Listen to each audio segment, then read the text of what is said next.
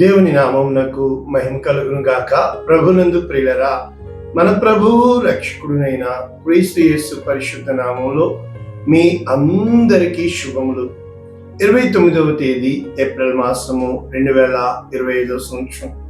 ఈరోజు అద్భుతమైన వాగ్దానం దేవుడు నీకు ఇస్తున్నాడు.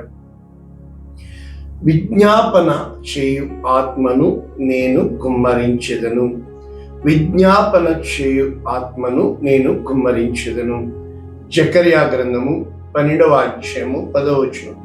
పూర్తి వచనము: దావీదు సంతతి వారి మీద, యెరూషలేము నివాసుల మీద కరుణ నొందించు ఆత్మ, విజ్ఞాపన చేయు ఆత్మ నేను కుమ్మరింపగా. ఇక్కడ రెండు ఆత్మలు రాయబడుతున్నాయి. ఒకటి కరుణ నొందించు ఆత్మ, అంటే దయ పుట్టించు ఆత్మ.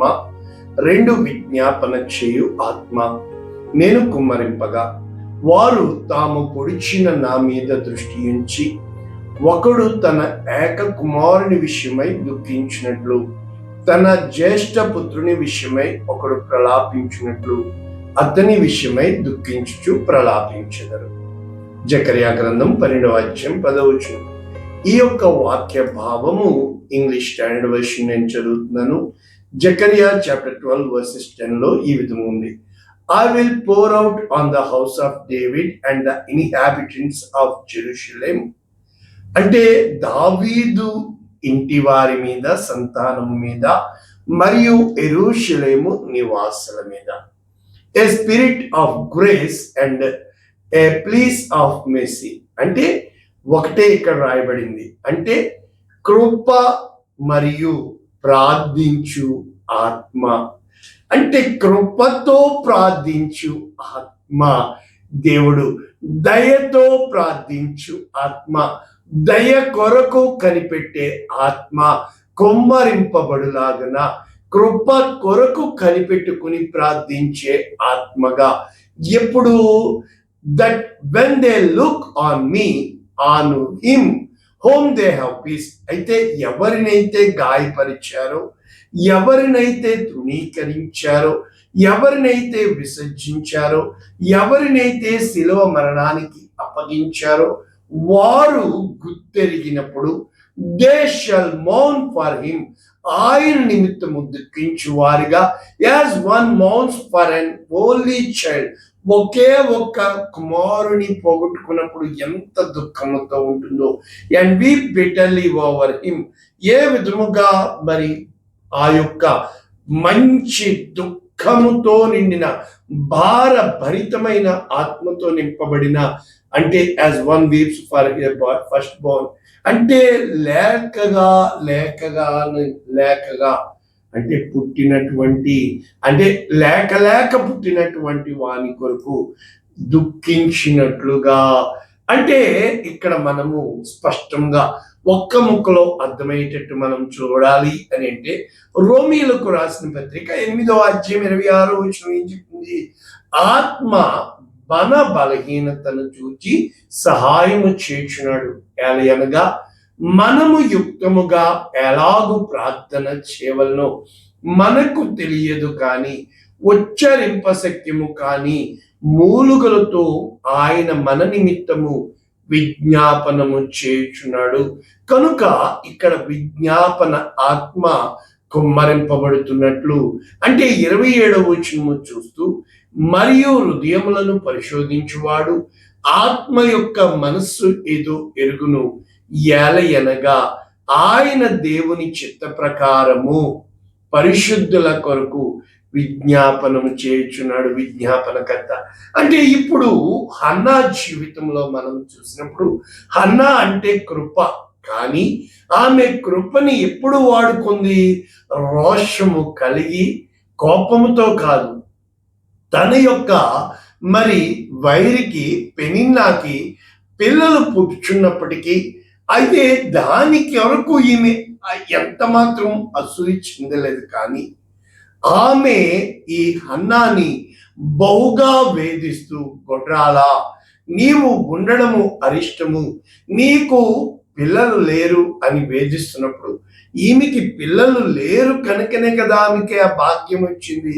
ఏ రోజునైతే మనము లేని వారిని బట్టి ఎంత మాత్రము వేలెత్తి చూపించకుండా, మనకు ఉన్నదాన్ని బట్టి అతిశయించకుండా, దేవుడే ఇచ్చేవాడని, దేవుడు అందరికీ సమకూర్చేవాడని, అక్కడ ఇద్దరు స్త్రీలు మనకి ఉన్నారు.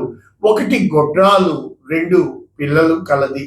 అయితే గొడ్రాల జైగీతమిత్తుము ప్రసవ వేదని పడని దానా అని చెబుతూ, అక్కడ ఎప్పుడైతే హన్నా వెళ్ళి తన హృదయ లోతులోంచి మొర్రపెట్టు ఆత్మ ఆమె మీద కుమ్మరించబడిందో, ఆమె విజ్ఞాపన చేసి ఆ విజ్ఞాపనకి పరలోక రాజ్య ద్వారాలు తెరవబడి సమూయేలు మొక్కబడిన కుమారుడు తను పొందుకుందో, అదే విధముగా ఒకటి దాసి సంతానము, రెండవది వాగ్దాన సంతానము. ఒకటి శారీరకముగా పుట్టిన బిడ్డ, రెండు వాగ్దాన రూపములో. కనుక మృతతుల్యమైన ఈ శరీరమును, ఈ దేహమును ఆయన తిరిగి జీవింప చేయగలడని, మృతతుల్యమైన ఒకని ఆ యొక్క సంతానముగా అబ్రహాము కుమారుడిగా, షారాయిని షారా కుమారుడిగా, అంటే స్త్రీ ధర్మము గుడిగిపోయిన ఆ షారాయి గర్భమును దేవుడు చిగిరింప చేయగలుగుటకు సామర్థ్యము కలిగిన దేవుడు తన ఆత్మ ద్వారా ఈ కార్యములు చేయుటకు, అదే విధంగా ఎలిజబెత్ జకరియా జీవితంలో చూసినప్పుడు, ఆ జకరియా నీ ప్రార్థన వినబడినది అని చెప్పబడినప్పుడు మనము చూస్తున్నాము ఎలిజబెత్ గర్భము ధరించుట. అదే విధముగా మరియ మీద పరిశుద్ధాత్మ కుమ్మరింపబడినట్లు సర్వోన్నతుని శక్తి నిన్ను అలముకొనినప్పుడు పొట్టబోవు శిశువు కుమారుడై పరిశుద్ధుడై దేవుని కుమారుడు.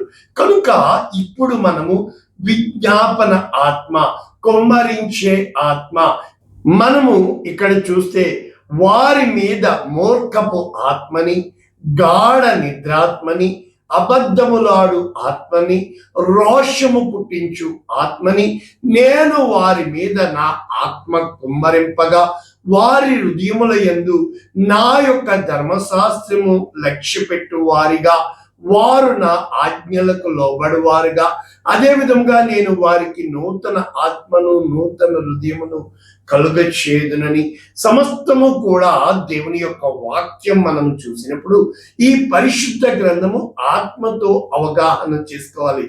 నా ఆత్మను నేను కుమ్మరించెదను, ఆత్మ లేనివాడు నా వాడు కాదు. అదే విధంగా దాస్యపు ఆత్మ, స్వతంత్రపు ఆత్మ. కనుక ఇక్కడ మనము చూసినప్పుడు శక్తి చేత, బలము చేత కాదు, కేవలము నా ఆత్మ ద్వారా.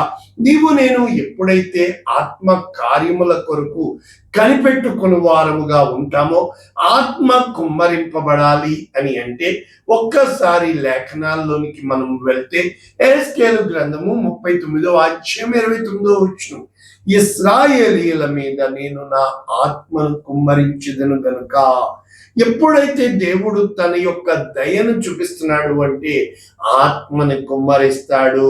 అదే విధంగా యెషయా గ్రంథం 44:3, దప్పి గలవాని మీద నీళ్లను, అంటే ఎవరైతే ఆత్మ కొరకు దాహము కలిగి ఉంటారో అని చెప్పుతూ, నీ సంతతి మీద నా ఆత్మను కుమ్మరించెదను, నీకు పుట్టు వారిని నేను ఆశీర్వదించెదను.